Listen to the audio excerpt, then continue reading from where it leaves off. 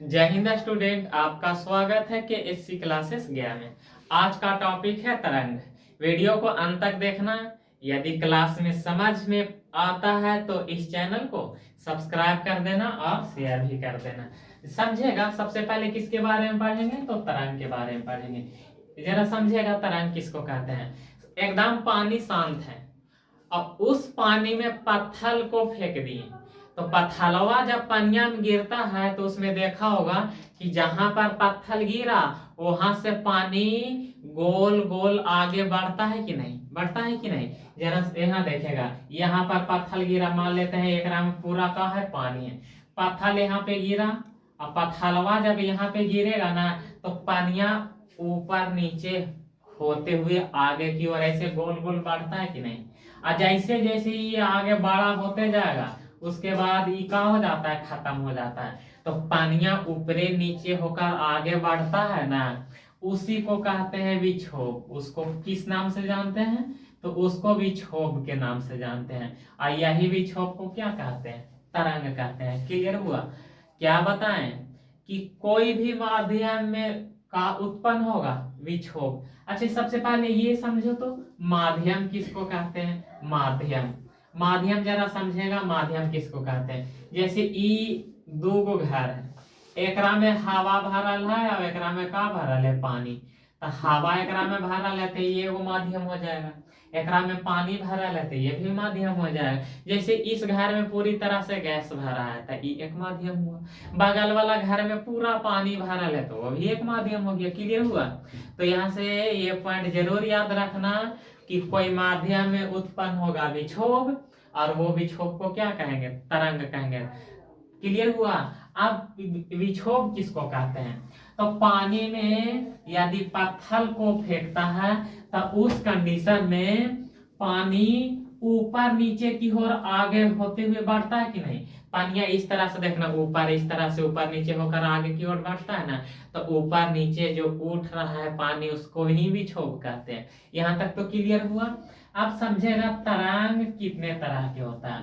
तो तरंग दो वैरायटी के होता है। तरंग कितने वैरायटी के होता है, मतलब तरंग कितने प्रकार का होता है तो दो प्रकार का होता है। एक का नाम है यांत्रिक तरंग, एक का नाम का है बाबू तो एक का नाम है यांत्रिक तरंग और दूसरा का नाम है अयांत्रिक तरंग। दूसरा का नाम का है तो दूसरा का नाम है अयांत्रिक तरंग।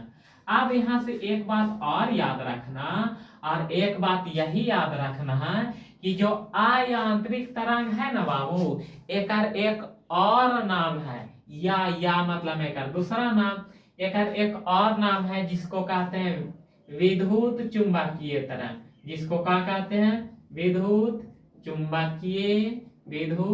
चुंबकीय तरंग। क्लियर हुआ। तरंग कितने तरह के होता है तो दो तरह के। एक का नाम का है यांत्रिक तरंग और दूसरा का नाम का है अयांत्रिक तरंग। अच्छा ये बताओ, अयांत्रिक तरंग को और किस नाम से जानते हैं तो विद्युत चुंबकीय तरंग के नाम से जानते हैं। अब ये दोनों को समझाते हैं, एकदम अच्छे से ध्यान से देखना। जिसको चलने के लिए माध्यम की जरूरत होगा, जिसको चलने के लिए कौची की जरूरत होगा, माध्यम के। माध्यम तो अब समझा चुके हैं।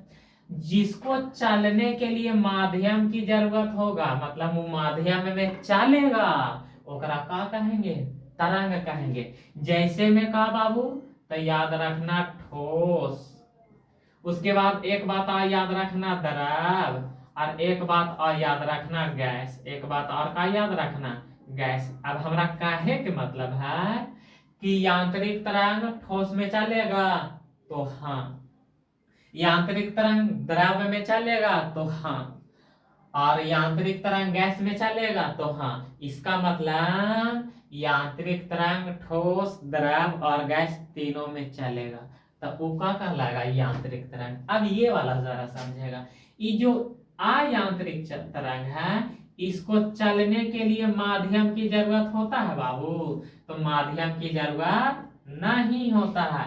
अब माध्यम की जरूरत नहीं होता है तो ये चलेगा कहाँ तो याद रखना, ई चलेगा कहाँ तो ई चलेगा निर्वात में। कहाँ चलेगा निर्वात में। क्लियर हुआ? बताओ विक्षोभ उत्पन्न होगा ओकरा का कहेंगे? तरंग कहेंगे। तरंग कितने वैरायटी के होता है? तो तरंग दो वैरायटी के होता है। एक का नाम है यांत्रिक तरंग और दूसरा का नाम का है अयांत्रिक तरंग। अयांत्रिक तरंग को और किस नाम से जानते हैं? तो विद्युत चुंबकीय तरंग के नाम से जानते हैं। बताओ विद्युत चुंबकीय तरंग को चलने के लिए माध्यम की जरूरत होता है? नहीं। तो ये चलेगा कहाँ? तो ये निर्वात में।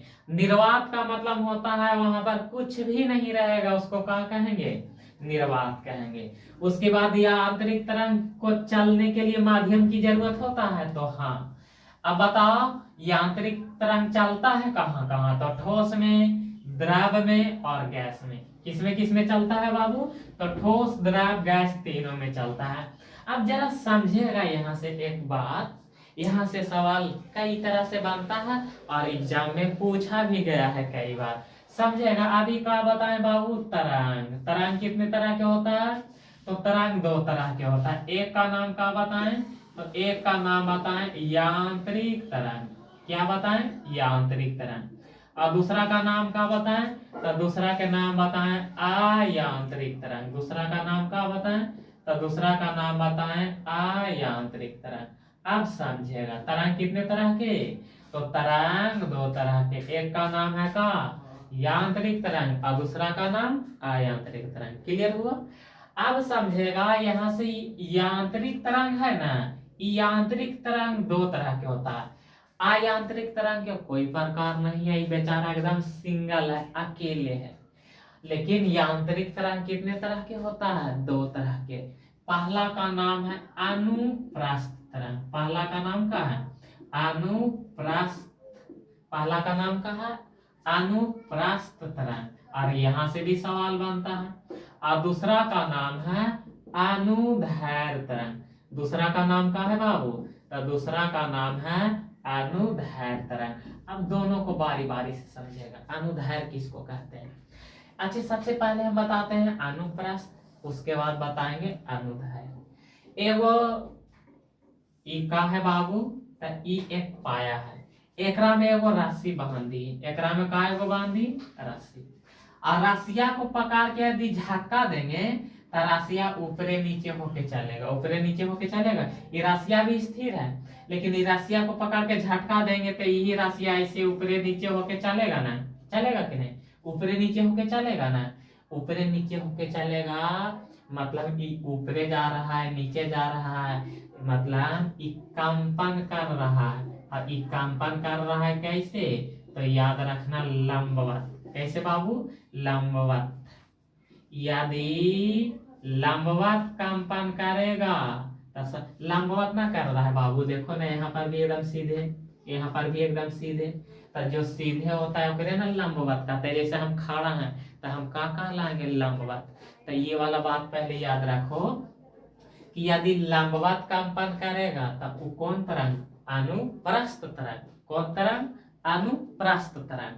अब समझेगा तो यहाँ से एक पॉइंट याद रखना कि रस्सी में यदि झटका दिया जाता है तो कौन तरंग उत्पन्न होता है? तो अनुप्रस्थ तरंग। यहाँ से एक बात और याद रखना कि जो प्रकाश है, प्रकाश, ये प्रकाश में कौन तरंग होता है? तो प्रकाश में अनुप्रस्थ तरंग होता है। बोल के देखो, अनुप्रस्थ। कितना आराम से बोला रहा है। क्या बता रहे हैं? अनुप्रस्थ तरंग। एकदम आराम से बोला रहा है। प्रकाश भी आराम से बोलाएगा। प्रकाश, कंफ्यूजन नहीं होना चाहिए। अनुप्रस्थ तरंग का उदाहरण कौन है? तो प्रकाश। प्रकाश में कौन तरंग होता है? अनुप्रस्थ तरंग। डीजे में लाइट बरते देखा होगा, जरूर देखा होगा। ओकरा में लाइट कभी इधर कभी उधर, या पार्टी फंक्शन में जाना, लाइट ढेर सारा लगा रहता है, सब घूम घूम के एने ओने मारते रहता है। उसमें केतनो कैसा भी कपड़ा पहन के चल जाओ, लेकिन खाली चमका हुआ होना चाहिए, वो बड़ा झकास लगता है। तो प्रकाश में कौन तरंग? अनुप्रस्थ तरंग। अच्छा बताओ, हम बोल रहे हैं तो मेरा आवाज सीधे जा रहा है कि ऐसे ऊपरे नीचे नचते जा रहा है? तो मेरा जो आवाज निकल रहा है, मतलब ध्वनि एकदम कैसे जा रहा है?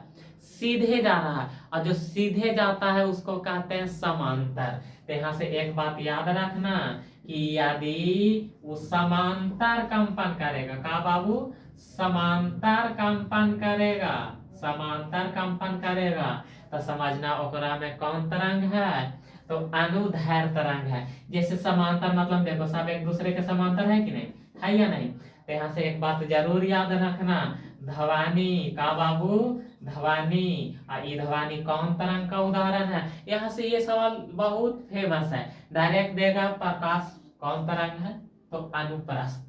ध्वनि कौन तरंग है, अनुदैर्घ्य। बोल के देखो, अनुदैर्घ्य, धा बोलाया ना, तो बताओ धा से ध्वनि मतलब अनुदैर्घ्य तरंग केकरा में होता है, तो ध्वनि में। मतलब एकदम सीधे सीधे जो जाएगा ओकरा में कौन तरंग, अनुदैर्घ्य। ये खोपड़ी में सेट कर लो, ध्वनि कौन तरंग का उदाहरण है, अनुदैर्घ्य तरंग। जो समांतर कंपन करता है उसको क्या कहते हैं, अनुदैर्घ्य तरंग। उसके बाद जो लंबवत कंपन करता है उसको क्या कहते हैं, अनुप्रस्थ तरंग। क्लियर हुआ।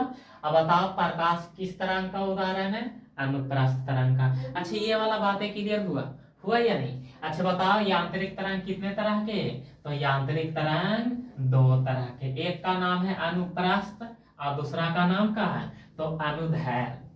बताओ बाबू जो समांतर कंपन करेगा उसको क्या कहेंगे, तो अनुदैर्घ्य। प्रकाश कौन तरंग का उदाहरण है, तो अनुप्रस्थ तरंग का। और जो लंबवत कंपन करेगा उसको क्या कहेंगे, अनुप्रस्थ तरंग। यहाँ तक बातें क्लियर हुआ या नहीं। अभी तुरंत बताएं, यांत्रिक तरंग को और किस नाम से जानते हैं, तो इसी को कहते हैं विद्युत चुंबकीय। इसी को और किस नाम से जानते हैं, तो विद्युत चुंबकीय तरंग के नाम से जानते हैं। ये क्लियर हुआ या नहीं। अब बताओ इसको चलने के लिए ये कहाँ चलता है, तो ये चलता है कहाँ, तो निर्वात में चलता है। कहाँ चलता है, निर्वात में। विद्युत चुंबकीय तरंग को चलने के लिए माध्यम की जरूरत होता है, तो नहीं। विद्युत चुंबकीय तरंग कहाँ चलता है, कहाँ गमन करता है, तो निर्वात में। अब यहाँ से कई तरह के सवाल बनता है, वो जरा समझेगा। सबसे पहला पॉइंट याद रखना कि विद्युत चुंबकीय तरंग के खोजा था कौन था, याद रखना मैक्सवेल। कौन खोजा था बाबू, तो मैक्सवेल। क्लियर हुआ। विद्युत चुंबकीय तरंग को खोज कौन किया था, विद्युत चुंबकीय तरंग की खोज कौन किया था, तो मैक्सवेल। उसके बाद अगला पॉइंट याद रखना कि ई का होता है, एकदम उदासीन होता है। उदासीन मतलब ना एकरा पर प्लस चार्ज होता है ना एकरा पर माइनस चार्ज होता है, तो एकरा का कहेंगे, उदासीन। उसके बाद तीसरा पॉइंट याद रखना कि विद्युत चुंबकीय तरंग का चाल प्रकाश के चाल के बराबर होता है। केकर चाल के बराबर होता है, प्रकाश के चाल के बराबर होता है। याद हुआ, तीनों क्लियर हुआ। सबसे पहले बताएं विद्युत चुंबकीय तरंग कहाँ चलता है, तो निर्वात में। विद्युत चुंबकीय तरंग की खोज कौन किया था, मैक्सवेल। उसके बाद विद्युत चुंबकीय तरंग क्या होता है, तो विद्युत चुंबकीय तरंग एकदम का होता है बाबू, तो विद्युत चुंबकीय तरंग एकदम का होता है, उदासीन होता है। यहाँ तक बातें क्लियर हुआ। विद्युत चुंबकीय तरंग एकदम का होता है, उदासीन। और विद्युत चुंबकीय तरंग की चाल किसके चाल के बराबर होता है, तो प्रकाश के चाल के बराबर होता है। उसके बाद यहाँ से एक पॉइंट और याद रखना कि विद्युत चुंबकीय तरंग किसका बना होता है, तो याद रखना ये बना होता है फोटोन का। किसका बना होता है बाबू, तो ये फोटोन का बना होता है। विद्युत चुंबकीय तरंग किसका बना होता है, तो विद्युत चुंबकीय तरंग फोटोन का बना होता है। यानी एक बात याद रखना जिसको खुली आंख से हम लोग नहीं देख पाएंगे, कौन तरंग है, विद्युत चुंबकीय तरंग। अब विद्युत चुंबकीय तरंग कहाँ चलता है, निर्वात में। विद्युत चुंबकीय तरंग की खोज कौन किया था, मैक्सवेल।